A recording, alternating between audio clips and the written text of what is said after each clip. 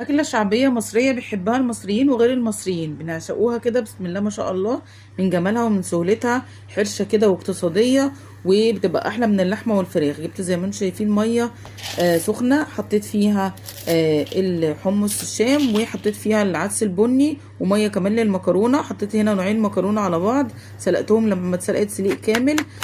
جبت بصل كده قطعته جوليان، بعد كده فرفضته من بعضه. بعد كده كان طبعا المكرونه اتسلقت، صفيت عنها وحطيت عليها شويه زيت، وبعد كده جبت زيت حطيت فيه البصل عشان نحمره وياخد لون ذهبي جميل كده مكرمل بسم الله ما شاء الله. هصفي عنه الزيت الزياده، وبعد كده ناخد الزيت هنعمل فيه، او شويه من الزيت هنعمل فيه الرز بشعريه.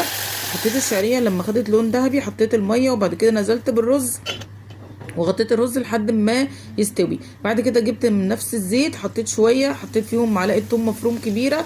هنشوح الثوم ونحمره، وبعد كده نطشه بشويه خل. وبعد كده نزلت بعصير الطماطم اللي كنت فرماه، وحطيت عليه معجون صلصه طماطم معلبه، وحطيت فلفل اسود وسبع بهارات وتوم باودر وشويه بابريكا. بعد كده هنعمل الدقه، جبت خل وجبت ميه، وبعد كده حطيت عليهم عصير ليمون، ونزلت هنا بمعلقه ثوم وبرده شويه بهارات خفيف. وبعد كده الرز بتاعنا كان استوى، نزلته. وبعد كده غرفت زي ما انتم شايفين المكرونه، حطيت عليها رز على الوش كده.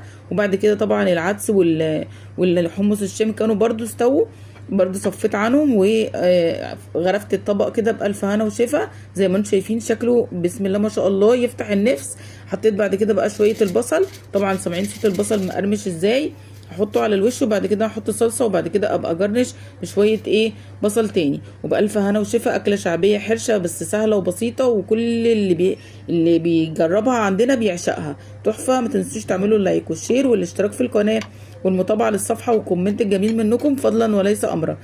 ما تنسوش بالله عليكم تعملوا اللايك، واشوفكم في فيديو جديد على خير. مع الف سلامه.